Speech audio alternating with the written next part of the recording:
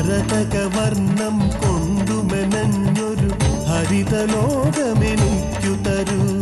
മരതകവർണം കൊണ്ടുമെനഞ്ഞൊരു ഹരിതലോകമെനിക്കു തരൂ. ആദിമനുഷ്യൻ പിറന്നു വീണൊരു വസന്തഗേഹമെനിക്കു തരൂ. വസന്തഗേഹമെനിക്കു തരൂ. ആദിമനുഷ്യൻ പിറന്നു വീണൊരു വസന്തഗേഹമെനിക്കു തരൂ. വസന്തഗേഹമെനിക്കു തരൂ.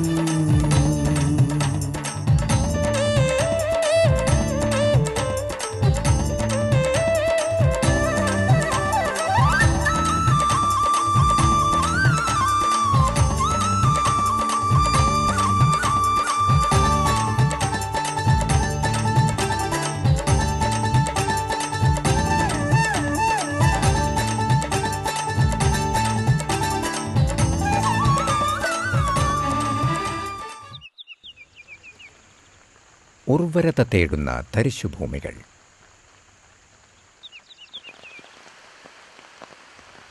മാർഗവും ലക്ഷ്യവും നന്നെങ്കിൽ അസാധ്യമായി ഒന്നുമില്ല. സ്വന്തമായി ഇത്തിരി നെൽകൃഷി ചെയ്ത് ചോറുണ്ണണമെന്നേ ചാക്കോച്ചൻ ആഗ്രഹമുള്ളൂ. അതിലെന്താ തെറ്റ്? സ്വന്തമായി 2 ഏക്കറോളം ഭൂമിയുണ്ട്.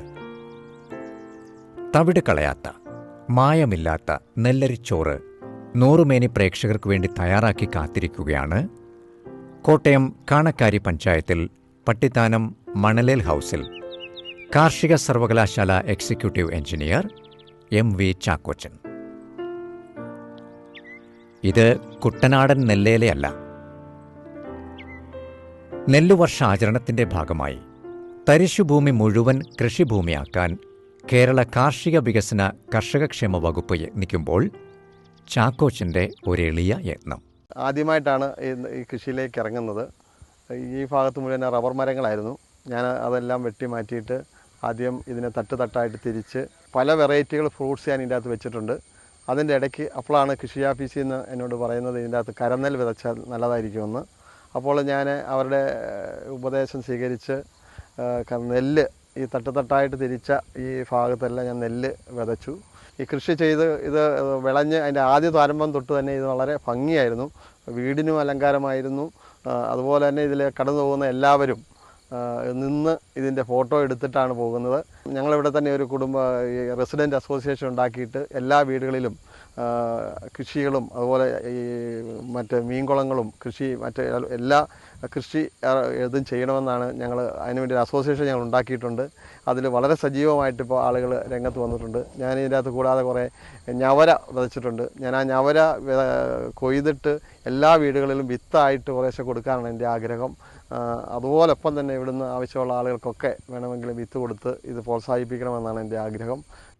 മണ്ണ് ചതിക്കില്ല എന്ന് ചാക്കോച്ചൻ അറിയാം. നോക്കൂ, നിറകതിർ വാരിത്തൂകും നെല്ലേല. ചാക്കോച്ചൻ്റെ റബ്ബർ തോട്ടം അന്നപൂർണേശ്വരിയാണിപ്പോൾ. റബ്ബറെല്ലാം മുറിച്ചു മാറ്റി ഭൂമിയെ തട്ടുതട്ടാക്കി കരനെൽകൃഷിയാക്കിയിരിക്കുന്നു. 1-ാം വിളയാണ് കരനെൽകൃഷി. ഉമയാണ് പ്രധാന ഇനം. നുരിയിട്ടും വിതച്ചും 2 രീതിയിൽ കൃഷി ചെയ്തിട്ടുണ്ട്. ജൂലൈ ആദ്യവാരത്തിലാണ് വിത്തിട്ടിരിക്കുന്നത്. ഏപ്രിൽ മെയ് മാസങ്ങളിൽ വിത്ത് വിതയ്ക്കുന്നതാണ് ഉത്തമമെന്ന് ചാക്കോച്ചൻ പറയുന്നു. അങ്ങനെ ചെയ്താൽ ഓണത്തിന് മുമ്പുള്ള കാലവർഷം നെൽച്ചെടിക്ക് ഗുണകരമാവുകയും ഓണത്തിന് കൊയ്ത്ത് നടക്കുകയും ചെയ്യും. ഒരു വെടിക്ക് 2 പക്ഷി. തികച്ചും ജൈവമാണ് ഇവിടുത്തെ കൃഷി. ഏക്കറിന് ചുരുങ്ങിയത് 2-3 ടണ്ണെങ്കിലും കാലിവളമോ കമ്പോസ്റ്റോ അടിവളമാക്കണം. ചാണകവെള്ളമോ ബയോഗ്യാസ് സ്ലറിയോ വെള്ളമൊഴിച്ച് നേർപ്പിച്ച് സീഡാമോണസും ചേർത്ത് വിത കഴിഞ്ഞ് 50 ദിവസം വരെ 10-15 ദിവസത്തിലൊരിക്കൽ തളിച്ചാൽ മതി. എങ്കിലും മണ്ണിനെ ജൈവമാക്കണം എന്നത് തന്നെയാണ് പ്രധാനം. Kumarakom RARS retired associate director doctor AV മാത്യുവിൻ്റെ വാക്കുകൾക്ക് കാതോർക്കാം. കരനെല്ല് കൃഷി ചെയ്യുന്നതിനായിട്ട് നമ്മളിവിടെ പ്രധാനമായിട്ട് ഉപയോഗിച്ച വെറൈറ്റി എന്ന് പറയുന്ന ഉമയാണ്. കാരണം ആ സമയത്ത് ഉമ എന്ന് പറയുന്ന വെറൈറ്റി മാത്രമേ നമുക്ക് സീഡായിട്ട് കിട്ടാനുണ്ടായിരുന്നുള്ളൂ. ഞാനും കുമരകം ഗവേഷണ കേന്ദ്രത്തിൽ ഈ കരനെല്ല് കൃഷി ചെയ്ത് ഉമ എന്ന് പറയുന്ന വെറൈറ്റി ഉപയോഗിച്ചിട്ടാണ്. അപ്പോൾ എനിക്ക് ഒരു ഹെക്ടറിൽ ഏതാണ്ട് ഒരു 8000 കിലോയുടെ അടുത്തുള്ള വിളവ് ലഭിക്കുകയുണ്ടായി. ഈ ശ്രീ ചാക്കോച്ചന് ഞാൻ കൊടുത്ത പ്രധാനപ്പെട്ട ശാസ്ത്രീയമായിട്ടുള്ള ഉപദേശം എന്ന് പറയുന്നത്, കരനെല്ല് കൃഷി ചെയ്യുമ്പോൾ പ്രധാനമായിട്ടും നുരിയിട്ട് ചെയ്യുന്നതാണ് നല്ലത് എന്നുള്ള ഒരു ഉപദേശമാണ് നൽകിയത്. ബ്രോഡ്കാസ്റ്റ് ചെയ്യുന്നതിനേക്കാളും കൂടുതൽ മെച്ചം നുരിയിടുന്നതാണ്, അല്ലെങ്കിൽ ഡിബിളിംഗ് നടത്തുന്നതാണ്. അപ്പോൾ അതനുസരിച്ച് അദ്ദേഹം ഇവിടെ കുറച്ച് നുരിയിട്ട് കൃഷി ചെയ്തിട്ടുണ്ട്. ബാക്കി കുറച്ച് സ്ഥലം ബ്രോഡ്കാസ്റ്റ് ചെയ്തിട്ടാണ് ചെയ്തിരിക്കുന്നത്. അതിൻ്റെ വ്യത്യാസം നമുക്ക് നോക്കിയാൽ കാണാനായിട്ട് സാധിക്കും. അപ്പോൾ ജീവാണു വളങ്ങളായിട്ടുള്ള വാം അല്ലെങ്കിൽ മൈക്കോറൈസ, അസോസ്പൈറലം, സ്യൂഡോമോണാസ്, ഇങ്ങനെ 3 ജീവാണു വളങ്ങളാണ് ഈ നെൽകൃഷിയിൽ ഉപയോഗിച്ചിരിക്കുന്നത്. അത് വിത്തിൽ പുരട്ടുന്നതിനായിട്ടും അതുപോലെ നടുന്നതിന് മുന്നേ മണ്ണിൽ ചേർക്കുന്നതിനായിട്ടും ശുപാർശ ചെയ്യുകയുണ്ടായി. അപ്പോൾ ആ 2 രീതിയിലും ഇവിടെ ജീവാണു വളങ്ങൾ മണ്ണിൽ ഉപയോഗിച്ചിട്ടുണ്ട്. പിന്നെ പ്രധാനമായിട്ടും മറ്റൊരു കാര്യത്തിന് ഊന്നൽ നൽകിയത് ഒരു ഗുഡ് അഗ്രികൾച്ചറൽ പ്രാക്ടീസ്, അതായത് സാധ്യമാവുമെങ്കിൽ ജൈവ രീതിയിൽ തന്നെ കൃഷി മുന്നോട്ട് കൊണ്ടുപോവുക. പക്ഷേ നമുക്കറിയാം, പ്രത്യേകിച്ച് ചില കീടങ്ങളൊക്കെ വന്നു കഴിയുമ്പോൾ ജൈവമാർഗം പലപ്പോഴും അപ്രായോഗികമായിട്ടാണ് കണ്ടിരിക്കുന്നത്. പ്രത്യേകിച്ച് ചാഴി എന്ന് പറയുന്ന ഒരു കീടം വരികയാണെങ്കിൽ നമുക്ക് അത് ജൈവമാർഗത്തിൽ അതിനെ നിയന്ത്രിക്കുക വളരെ ബുദ്ധിമുട്ടാണ്. പക്ഷേ ഈ ചാക്കോച്ചൻ്റെ കൃഷിയിലും ഈ ചാഴി എന്ന് പറയുന്ന കീടം, നെല്ലിന് പാലടിക്കുന്ന പരുവത്തിൽ അതിൻ്റെ പാൽ ഊറ്റി കുടിച്ച് നാശനഷ്ടം വരുത്തുന്ന ഒരു കീടം വളരെയധികം ആക്രമണം കാണിക്കുകയുണ്ടായി. അപ്പോൾ ആദ്യം ജൈവ രീതിയിലൊക്കെ അത് പ്രയോഗിച്ച് നോക്കി. പക്ഷേ അത് ഫലപ്രദമാണെന്ന് കാണായികയാൽ പിന്നെ രാസകീടനാശിനി ഉപയോഗിക്കേണ്ടതായിട്ട് വന്നു. അപ്പോൾ ഈ കൃഷിയിൽ ആ ഒരു രാസകീടനാശിനി മാത്രമേ ഉപയോഗിച്ചിട്ടുള്ളൂ. ബാക്കി അപ്പം ഒരു ഗുഡ് അഗ്രികൾച്ചറൽ പ്രാക്ടീസ് എന്നുള്ള രീതിയിൽ മാത്രമേ നമുക്ക് കൃഷി ഒരു ലാഭകരമായിട്ട് മുന്നോട്ട് കൊണ്ടുപോകാനായിട്ട് സാധിക്കുകയുള്ളൂ. പക്ഷേ അല്പം ഭാഗ്യം കൂടെ ഉണ്ട് എങ്കിൽ, പ്രത്യേകിച്ച് ഈ കൃഷിയിൽ ചാഴി ഇരുന്നുവെങ്കിൽ നമുക്കത് പൂർണ്ണമായിട്ട് ജൈവ രീതിയിൽ ചെയ്ത് വിജയിപ്പിക്കാനായിട്ട് സാധിക്കുമായിരുന്നു. കരനെല്ല് കൃഷിയുടെ സമയം എന്ന് പറയുന്നത് പ്രത്യേകിച്ചൊരു ഏപ്രിൽ പകുതിയോടുകൂടി മെയ് 15-നുള്ളിൽ, ഏപ്രിൽ മെയ് മാസങ്ങളിൽ വേണം നമുക്ക് വിത്തിടേണ്ടതായിട്ട്. പക്ഷേ ഈ വർഷം എനിക്ക് തോന്നുന്ന കേരളത്തിലെ എല്ലാ കൃഷിയിടങ്ങളിലും കരനെല്ല് കൃഷി അല്പം താമസിച്ചാണ് തുടങ്ങിയത്. ജൂൺ ജൂലൈ മാസങ്ങളിലാണ് പലയിടത്തും വിത്തിടുന്നതിനായിട്ട് സാധിച്ചത്. ഈ ഓണത്തിൻ്റെ സീസൺ ആകുമ്പോഴേക്കും നമുക്കിത് കൊയ്തെടുക്കണം. അപ്പോൾ ആ രീതിയിലാണ് നമ്മൾ കരനെല്ല് കൃഷി പണ്ടേ നമ്മളത് പ്ലാൻ ചെയ്ത് നടപ്പാക്കിക്കൊണ്ടിരുന്നത്. അങ്ങനെയാണെങ്കിൽ മാത്രമേ നമുക്ക് ഒരു നല്ല വിളവ് ലഭിക്കുന്നതിന്, പ്രത്യേകിച്ച് പിന്നെ കാലവർഷത്തിൻ്റെ മഴയുടെ ഇതിൻ്റെ നെല്ലിൻ്റെ വളർച്ചയുടെ നല്ല രീതിയിലുള്ളൊരു വളർച്ചയുടെ സമയത്ത് കാലവർഷം കിട്ടണം. അപ്പോൾ ആ കാലവർഷത്തിൽ കിട്ടുന്ന ആ മഴയുടെ ലഭ്യത അനുസരിച്ച് വേണം ഇത് വളർന്നു വരുവാനായിട്ട്. കരനെല്ല് കൃഷി ചെയ്യുമ്പോൾ മണ്ണിൽ നല്ല രീതിയിലുള്ള ജൈവാംശം ഉണ്ടായിരിക്കണം. അങ്ങനെ ജൈവാംശമില്ലാത്ത പ്രദേശങ്ങളിൽ നമ്മൾ കരനെല്ല് കൃഷി ചെയ്തിട്ട് കണ്ടിരിക്കുന്നത് അത് പലപ്പോഴും പരാജയമായിട്ടാണ് കണ്ടിരിക്കുന്നത്. അപ്പോൾ ജൈവ അംശം കിട്ടുന്നതിനായിട്ട് ഒരു ഏക്കറിന് എത്ര ചുരുങ്ങിയതാണെങ്കിലും ഒരു 2-3 ടണ്ണെങ്കിലും കാലിവളം അല്ലെങ്കിൽ കമ്പോസ്റ്റ് അടിവളമായിട്ട് നൽകിയതിന് ശേഷം വേണം കൃഷി ചെയ്യാനായിട്ട്. പക്ഷേ അത് ഒരു വളരെ ചുരുക്കം കർഷകർ മാത്രമേ ആ ഒരു രീതി അവലംബിക്കുന്നുള്ളൂ. കാരണം ഈ കാലിവളത്തിൻ്റെ ലഭ്യതയും അങ്ങനെയുള്ള കാര്യങ്ങളൊക്കെ. അപ്പോൾ അങ്ങനെ വരുമ്പോൾ ഈ കാലിവളം അടിവളമായിട്ട് ഇടാതെ കൃഷി ചെയ്യുന്ന കർഷകർക്ക് ഞാൻ കൊടുക്കുന്ന ഉപദേശം എന്ന് പറയുന്നത്, ചാണകം പച്ചവെള്ളത്തിൽ കലക്കി, അല്ലെങ്കിൽ ചാണകവെള്ളം, അല്ലെങ്കിൽ ഗോബർ ഗ്യാസിൻ്റെ സ്ലറി വെള്ളം പോലെ നന്നായിട്ട് ഡൈല്യൂട്ട് ചെയ്ത് അതിൻ്റെ കൂടെ 1% വീര്യത്തിൽ സ്യൂഡോമോണാസും കൂടെ കൂട്ടിച്ചേർത്ത് മണ്ണിൽ ഒഴിച്ചു കൊടുക്കുക. അങ്ങനെ ഒരു 2 ആഴ്ചയിൽ ഒരിക്കൽ വീതം അതിൻ്റെ കായിക വളർച്ചാ ഘട്ടത്തിൽ, അതായത് ഒരു 50 ദിവസം വരെ, നമ്മൾ വിത കഴിഞ്ഞിട്ട് 50 ദിവസം വരെ ഒരു 2 ആഴ്ചയിൽ ഒരിക്കൽ അല്ലെങ്കിൽ 10 ദിവസത്തിലൊരിക്കൽ എന്നുള്ള രീതിയിൽ ഈ ചാണകവെള്ളവും സ്യൂഡോമോണാസും കൂടെ കലർത്തി മണ്ണിൽ ഒഴിച്ചു കൊടുത്തു കഴിഞ്ഞാൽ ഇതിൻ്റെ വളർച്ചയ്ക്ക് നല്ല വ്യത്യാസം വരുന്നതായിട്ടുള്ള പരീക്ഷണ നിരീക്ഷണങ്ങളുണ്ട്. അപ്പോൾ ആ രീതിയിലുള്ള വളപ്രയോഗവും ഞാൻ ചാക്കോച്ചൻ്റെ അടുത്ത് ശുപാർശ ചെയ്യുകയുണ്ടായി.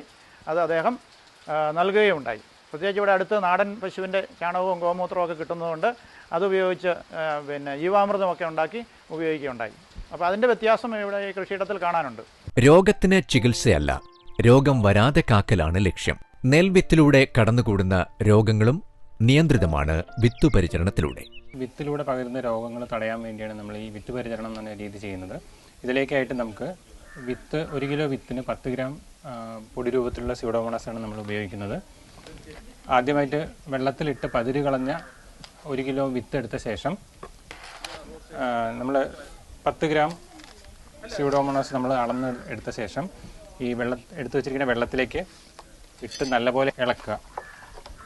നല്ലപോലെ ഇളക്കിയ ശേഷം അലിയിച്ച ശേഷം വേണം നമ്മൾ ഈ വിത്ത് ഇതിലേക്ക്, അതായത് പതിര് കളഞ്ഞ് വെച്ചിരിക്കുന്ന വിത്ത് ഇതിലേക്ക് ഇടാനായിട്ട്.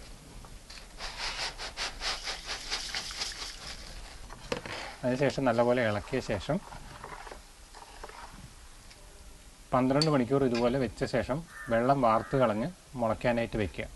ഇങ്ങനെ ചെയ്യുന്നത് വഴി വിത്തിലൂടെ പകരുന്ന രോഗാണുക്കളെ മുഴുവൻ പൂർണ്ണമായിട്ട് നമുക്ക് നശിപ്പിക്കാൻ കഴിയും. ഇത് ഏറ്റവും ചിലവ് കുറഞ്ഞ മാർഗ്ഗമാണ്. വളരെ തുച്ഛമായ വിലയ്ക്ക് അല്ലെങ്കിൽ ചിലവിൽ തന്നെ നമുക്ക് ഈ വിത്തുകളിലെ രോഗാണുക്കളെ നശിപ്പിക്കാനായിട്ട് സാധിക്കും. ഏതു ദർശനമായാലും അത് പരീക്ഷിക്കാനും പ്രായോഗികമാക്കാനും മനഃശക്തിയും ഒരുമയും വേണം. രാസ കീടനാശിനികളെ പൂർണ്ണമായും ഒഴിവാക്കി ജൈവ നിയന്ത്രണ ഉപാധികൾ പ്രാവർത്തികമാക്കാനുള്ള ഈ യത്നത്തിൽ അഗ്രേസരനായ ജോസഫ് റെഫിൻ ജെഫ്രി എം. ജീവാണു വളങ്ങളുടെ ഒരു പ്രത്യേകത എന്ന് പറഞ്ഞാൽ ഇത് നൽകുമ്പോൾ ഇത് മണ്ണിൻ്റെ പോഷക സന്തുലിതാവസ്ഥ നന്നാക്കുകയും ചെയ്യുന്നതോടൊപ്പം തന്നെ ചെടിയുടെ വളർച്ചയ്ക്ക് അധികം സഹായിക്കുകയും ചെടിക്ക് പ്രതിരോധ ശക്തി നേടിക്കൊടുക്കുകയും ചെയ്യുന്നിട്ടുള്ള ഒരു ജീവാണു വളങ്ങളാണ്. അപ്പോൾ ഇപ്പോൾ നമ്മളിവിടെ കാണുന്നത് അസോസ്പിരില്ലം എന്നൊരു ജൈവാണു വളമാണ് ഇവിടെ നമുക്ക് കാണുന്നത്. ഇതിൻ്റെ അളവെന്ന് പറഞ്ഞാൽ ഹെക്ടറിന് 2 കിലോഗ്രാമാണ് കൊടുക്കേണ്ടത്. അന്തരീക്ഷത്തിലുള്ള നൈട്രജനെ ആഗിരണം ചെയ്ത് ചെടിക്ക് കൊടുക്കാൻ കഴിയുന്ന ഒരു ജീവാണു വളമാണ്. അപ്പോൾ ഇത് നൽകുന്നത് എങ്ങനെയാണെന്ന് വെച്ചാൽ അടിവളമായിട്ട് നമുക്ക് ജൈവവളം കൊടുക്കുന്ന സമയത്ത് 25 കിലോ ഉണക്കിപ്പൊടിച്ച ചാണകത്തോടൊപ്പം 2 കിലോ അസോസ്പിരില്ലം അത് മിക്സ് ചെയ്തിട്ട് നമുക്ക് എറിഞ്ഞു കൊടുക്കാവുന്നതാണ്. അടിവളമായിട്ടാണ് നൽകുന്നത്.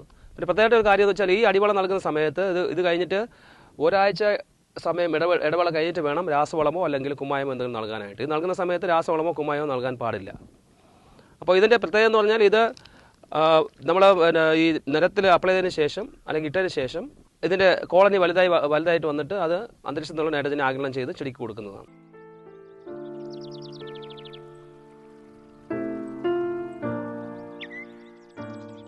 കുളങ്ങളും വയലുകളുമെല്ലാം നികത്തി വീട്ടിലെ മാർബിൾ തറയിൽ ചെളി പുരളാതിരിക്കാൻ ടൈൽസ് പാകി പൂച്ചെടി നടാൻ ഗ്രോ ബാഗ് അന്വേഷിച്ച് നടക്കുന്ന ഇന്നത്തെ സമൂഹത്തിന് മാതൃകയായി ഇതാ ചാക്കോച്ചൻ്റെ വീട്ടിന് അലങ്കാരം നിറപുത്തരി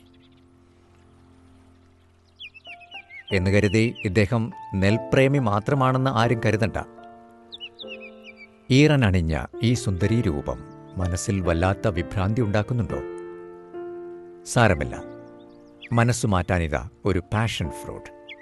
അല്ലെങ്കിൽ എന്താ, വശ്യമനോഹര സാലഭഞ്ചികകളായി നെൽത്തോട്ടം വലം വെച്ചു നിൽക്കുന്ന ചെണ്ടുമല്ലിപ്പൂക്കളെ നോക്കൂ. അതെ, അവർ വശ്യമനോഹരികളാണ്. നെൽപ്പാടത്തിൽ കടന്നു കയറുന്ന ഒരുമാതിരിപ്പെട്ട കീടഭീകരന്മാരെല്ലാം ഇവയെ കണ്ട് ഭയന്നോടും.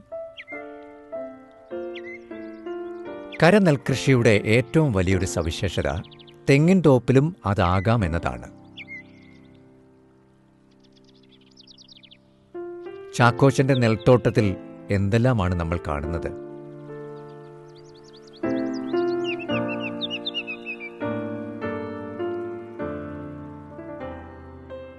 നമ്മൾ കണ്ടത് ഊമ ഇനം നെല്ല്. ഇത് ഞവര.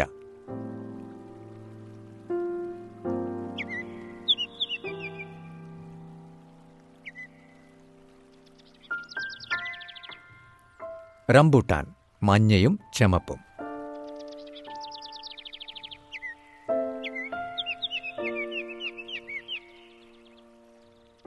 ഫിലോസാൻ.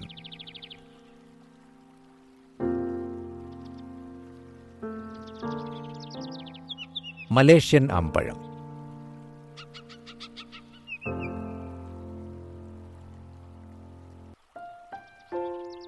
മലേഷ്യൻ മാവ്.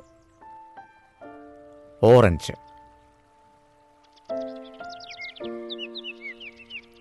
വരൂ, ഈ വാടാമുല്ലത്തോപ്പിലൂടെ നമുക്കാവാമൊരു ഉല്ലാസസഞ്ചാരം.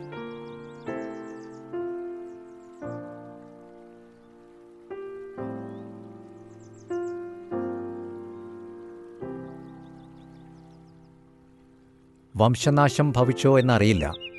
ആർക്കറിയാം ഈ മുന്തിരിപ്പേരെ? ശകുംഭ.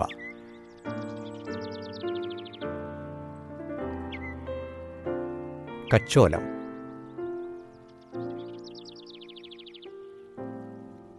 D*T തെങ്ങ്. കസ്തൂരി മഞ്ഞൾ.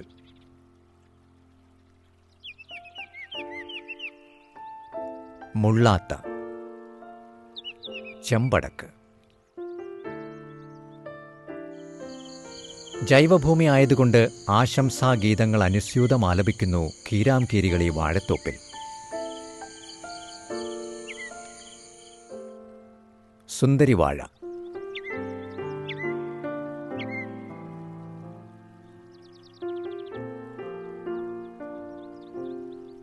ഏത്തൻ. ഇത്രയൊക്കെ ആകാമെങ്കിൽ ഇത്തിരി മീനായാലെന്താ? ഇതാ ഒരു ഫിഷ് ടാങ്ക്. പാഴേ പോകരുതൊന്നും എന്നാണ് ചാക്കോച്ചൻ മതം. മഴവെള്ളം പാഴാകാതെ സംഭരിച്ച് മീൻ കുളമാക്കിയിരിക്കുന്നു ഇവിടെ. ഇവിടെ മണ്ണ് വളരെ ഹൈറ്റ് ഇരുന്ന മണ്ണാണ്. അത് ഞാൻ എടുത്ത് താഴെ ലോ ലൈൻ ഏരിയയിലേക്ക് നിരത്തി. അപ്പോൾ ഞാൻ ഇതിൻ്റെ അകത്തൊരു കുഴിയെടുത്തപ്പോൾ അത് മുഴുവൻ വെട്ടുകല്ലായിരുന്നു. ഞാൻ ആ വെട്ടുകല്ല് തന്നെ ഈ രൂപത്തിലാക്കിയിട്ട് സൈഡ് തേച്ചെടുത്തതാണിത്. ശരിക്കും വീടിൽ നിന്നുള്ള മഴവെള്ളം മുഴുവൻ നമ്മൾ ഇതിൻ്റെ അകത്ത് സംഭരിക്കുന്നുണ്ട്. അത് വേനൽക്കാലത്ത് ഞാനിത് ഇറിഗേഷൻ അതിൻ്റെ താഴെ ഞാൻ അവിടെ ഒരു വാൽവ് വെച്ചിട്ടുണ്ട്. ആ വാൽവ് വഴി വെള്ളം എടുത്തിട്ട് എനിക്ക് എങ്ങോട്ട് വേണമെങ്കിലും ഗ്രാവിറ്റിയിൽ എൻ്റെ പുരയിടത്തിൽ എല്ലായിടത്തും നനയ്ക്കാനുള്ള ഒരു സംവിധാനം ഞാൻ ഇതിൻ്റെ അകത്ത് ഏർപ്പെടുത്തിയിട്ടുണ്ട്. ഇതിൻ്റെ അകത്ത് മീൻ പല വെറൈറ്റി മീനുകൾ ഇട്ടിട്ടുണ്ട്. ഫിലോപ്പിയ, കരിമീൻ, മഞ്ഞക്കൂരി, പിന്നെ നട്ടർ, ചെമ്പല്ലി, കാരി, നല്ല വളർച്ച കാണുന്നുണ്ട്. സന്മനസ്സുകൾക്ക് മാത്രമേ ഉത്തമ സുഹൃത്തുക്കളെ ലഭിക്കൂ. അയൽവാസി കാവുംതോലിൽ ജോയ് സെബാസ്റ്റ്യൻ. ജോയ് സെബാസ്റ്റ്യന് കാസർഗോഡ് ഡ്വാർഫ് പശുക്കളെയാണ് പ്രിയം. ചാക്കോച്ചനാവശ്യമുള്ള ജീവാമൃതം ജോയ് സെബാസ്റ്റ്യനാണ് നൽകുന്നത്. ഉഴവൂർ കൃഷി അസിസ്റ്റന്റ് ഡയറക്ടർ ജോർജ് ജോസഫിന്റെ വിലയിരുത്തൽ ശ്രദ്ധിക്കൂ. സംസ്ഥാന ഗവൺമെന്റിനും കൃഷി വകുപ്പിനും ഈ വർഷം കർഷകരെക്കുറിച്ചും കൃഷിയെക്കുറിച്ചും ഒരു വ്യത്യസ്തമായിട്ടുള്ള കാഴ്ചപ്പാടും ഒരു മുദ്രാവാക്യവുമുണ്ട്. അതായത് എല്ലാ ഇടവും കൃഷിസ്ഥലം, എല്ലാവരും കൃഷിക്കാർ എന്നുള്ളതാണ് ആ മുദ്രാവാക്യം. ഈ ഒരു ആശയം മുൻനിർത്തിയാണ് കൃഷി വകുപ്പ് ഈ വർഷം കരനെൽ കൃഷി പ്രോത്സാഹിപ്പിച്ചിരിക്കുന്നത്. പൊതുവെ പറഞ്ഞു കഴിഞ്ഞാൽ ഇപ്പം IT ഇല്ലെങ്കിൽ സമൂഹത്തിന് നിലനിൽക്കാൻ സാധിക്കും, വ്യവസായം ഇല്ലെങ്കിൽ വേണമെങ്കിൽ നിലനിൽക്കാൻ സാധിക്കും, അല്ലെങ്കിൽ വിദ്യാഭ്യാസത്തിൽ എന്തെങ്കിലും പ്രശ്നങ്ങളോ പോരായ്മകളോ അതിൻ്റെ പരിഹാരമുണ്ടെങ്കിൽ നിലനിൽക്കാൻ സാധിക്കും. അതേസമയം കൃഷിയില്ലെങ്കിൽ ഒരു സമൂഹത്തിന് കൃഷിയില്ലെങ്കിൽ അതിൻ്റെ അർത്ഥം ഭക്ഷണമില്ല എന്നുള്ളതാണ്. കൃഷിയില്ലെങ്കിൽ ഒരു സമൂഹത്തിന് നിലനിൽക്കാൻ സാധിക്കില്ല. നല്ല ഭക്ഷണം കഴിക്കാനുള്ള സംവിധാനം ഉണ്ടാകണമെങ്കിൽ നമുക്കിപ്പോൾ കേരളത്തിലെ സാഹചര്യത്തിൽ അല്ലെങ്കിൽ ഇന്ത്യയിലെ സാഹചര്യത്തിൽ അതിനുള്ള ഏറ്റവും നല്ല മാർഗ്ഗമെന്ന് പറയുന്നത് ഓരോ ഭവനങ്ങളും ഭക്ഷണത്തിൻ്റെ കാര്യത്തിൽ, പഴവർഗ്ഗങ്ങളുടെ കാര്യത്തിൽ സ്വയം പര്യാപ്തമാകുക എന്നുള്ളതാണ്. അപ്പോൾ ഈ ഒരു ലക്ഷ്യം മുൻനിർത്തിയാണ് നമ്മൾ ഇതുപോലുള്ള കരനെൽ കൃഷി അല്ലെങ്കിൽ പച്ചക്കറി കൃഷി ഇതുപോലുള്ള കാര്യങ്ങൾ പ്രോത്സാഹിപ്പിക്കുന്നത്. ഉഴവൂർ ബ്ലോക്കിൽ ഈ വർഷം 10 ഹെക്ടറാണ് നമ്മൾ 8 കൃഷിഭവനുകളിലായിട്ട് കരനെൽ കൃഷി ചെയ്തിരിക്കുന്നത്. ഈ വർഷം ഇത് ചെയ്തപ്പോൾ കുറച്ച് ലേറ്റായിട്ട് ആണ് ഈ കൃഷി ആരംഭിക്കുവാൻ കർഷകർക്ക് സാധിച്ചത്. അതിൻ്റേതായിട്ടുള്ള ചില പ്രശ്നങ്ങളൊക്കെ ഉണ്ടായിരുന്നു. എന്നാലും ഞാൻ പല കൃഷിഭവനുകളുടെ കീഴിൽ ഇപ്പോൾ വെളിയന്നൂർ, രാമപുരം, കടപ്ലാമറ്റം ഇങ്ങനെയുള്ള കൃഷിഭവനുകളുടെ ഒക്കെ കീഴിൽ വളരെ നല്ല രീതിയിൽ കർഷകർ ഇത് ചെയ്തിട്ടുണ്ട്. വളരെ സക്സസ്ഫുൾ മോഡലായിട്ട് അവരത് ഇംപ്ലിമെൻറ്റ് ചെയ്തിട്ടുമുണ്ട്. ചാക്കോച്ചന് ഒരു ബയോഗ്യാസ് പ്ലാന്റ് ഉള്ളതിൻ്റെ സ്ലറിയും നെൽ പച്ചക്കറി കൃഷിക്കായി ഉപയോഗിക്കുന്നുണ്ട്. സ്കൂൾ വിദ്യാർത്ഥിനികളായ മക്കൾ അന്ന മറിയവും ലിസ ജോസും കൃഷി തൽപരർ. ഭാര്യ മാഗി എലിസബത്ത്. മുജ്ജന്മ സുഹൃതികൾക്കേ ഈ സൗഭാഗ്യം കൈവരികയുള്ളൂ. ഇവരുടെ നെൽത്തോട്ടങ്ങളിൽ നിന്നുതിരുന്ന ഞാറ്റുപാട്ടിലൂടെ നമുക്ക് പഴമക്കാരിലൂടെ പറഞ്ഞുകേട്ട കൃഷിയിടങ്ങളിലേക്ക് മടങ്ങാം. ഇവർ മണ്ണിനെ ലാളിക്കുന്നു. കൂടുതൽ വിവരങ്ങൾക്ക് MV ചാക്കോച്ചൻ. ഫോൺ 9447270510. കാർഷിക വിവര സങ്കേതം, ഒരു വിരൽത്തുമ്പിൽ. കുംഭത്തിൽ നട്ടാൽ കുടത്തോളം, മീനത്തിൽ മഴ പെയ്താൽ മീനിനും ഇരയില്ല എന്നിങ്ങനെ കാതോട് കാത് പകർന്നു പോയിരുന്ന കാർഷിക വിജ്ഞാനം യാന്ത്രിക യുഗത്തിന് വഴിമാറിക്കൊടുത്ത കൃഷിയോടൊപ്പം എവിടെയോ നഷ്ടപ്പെട്ടുപോയി. കാർഷിക മേഖലയിലെ പുതിയ പുതിയ പരിണാമങ്ങൾ കാർഷിക വിജ്ഞാനത്തിൻ്റെ ക്ഷണലഭ്യത അനിവാര്യമാക്കി തീർത്തു. കാർഷിക വിവരസങ്കേതം ഒരു വിരൽത്തുമ്പിൽ പദ്ധതി മുൻപറഞ്ഞ അനിവാര്യതയുടെ സൃഷ്ടിയാണ്. തിരുവനന്തപുരം ആനയറ കാർഷിക മൊത്തവ്യാപാര വിപണിയോട് ചേർന്നാണ് ഈ സ്ഥാപനം പ്രവർത്തിക്കുന്നത്. വിവിധ നവസാമൂഹ്യ മാധ്യമങ്ങളെ ഏകോപിപ്പിച്ച് വിവരവിനിമയ സാങ്കേതികവിദ്യ അടിസ്ഥാനമാക്കി രൂപപ്പെടുത്തിയ ഏകജാലക സംവിധാനമാണ് കാർഷിക വിവരസങ്കേതം ഒരു വിരൽത്തുമ്പിൽ എന്ന പദ്ധതി. ടെലിഫോണിലൂടെയും നവമാധ്യമങ്ങളിലൂടെയും ഉന്നയിക്കപ്പെടുന്ന കാർഷികമായ ഏത് സംശയത്തിനും ആധികാരികമായ നിവാരണം തത്സമയം കാർഷിക വിവരസങ്കേതത്തിൽ call centre, web portal, mobile application എന്നീ സംവിധാനങ്ങളാണ് ഒരുക്കിയിട്ടുള്ളത്. ട്വിറ്റർ, ഗൂഗിൾ പ്ലസ്, വാട്സാപ്പ് തുടങ്ങിയ നവസാമൂഹ്യ മാധ്യമങ്ങളും ഈ വിജ്ഞാന വ്യാപന ശൃംഖലയിലെ കണ്ണികളാണ്. ഉൽപ്പന്നങ്ങളുടെ വാങ്ങൽ വിൽപ്പന സൗകര്യം, കാലാവസ്ഥാ അറിയിപ്പുകൾ, സേവന കേന്ദ്രങ്ങൾ, തൊഴിൽ സേന, നവീന കൃഷി സമ്പ്രദായങ്ങൾ, കാർഷിക സ്ഥാപനങ്ങളുടെ ലിങ്കുകൾ, ഈ കാർഷിക ലൈബ്രറി, കാർഷിക യന്ത്രവൽക്കരണം എന്നിവയെല്ലാം വെബ് പോർട്ടലിൻ്റെ സവിശേഷതകൾ. തപാൽ വഴിയുള്ള കത്തുകൾക്കും മറുപടി ലഭ്യമാണ്. കാർഷിക ഉൽപ്പന്നങ്ങളുടെ മാർക്കറ്റ് നിലവാരം, അണുകീടബാധ ലക്ഷണങ്ങൾ, പ്രതിരോധ മാർഗങ്ങൾ, വിപണന മേഖലകളും സാധ്യതകളും തുടങ്ങി കർഷകർക്കുണ്ടായേക്കാവുന്ന എല്ലാ സംശയങ്ങളും ഇവിടെ നിന്നും ആധികാരികമായി ദൂരീകരിക്കാവുന്നതാണ്. കോൾ സെന്ററിൽ നേരിട്ട് ലഭിക്കുന്ന ഫോൺ കോളുകൾക്ക് തത്സമയം മറുപടി നൽകുകയും ആവശ്യമുള്ളപ്പോൾ അതത് വിഷയത്തിലെ വിദഗ്ധരുമായി ബന്ധപ്പെടുത്തി അപ്പോൾ തന്നെ മറുപടി ലഭ്യമാക്കുകയും ചെയ്യുന്നു. കർഷകരുടെ ഒരു വിരൽ സ്പർശത്തിനായി ഈ കാർഷിക വിവരസങ്കേതം കാശിത്തുമ്പക്കായ പോലെ സജ്ജമായിരിക്കുമ്പോൾ കേരള കാർഷിക വികസന കർഷകക്ഷേമ വകുപ്പ് അതിൻ്റെ ജൈത്രയാത്രയിൽ ഒരു ചുവട് കൂടി മുന്നിലേക്ക്.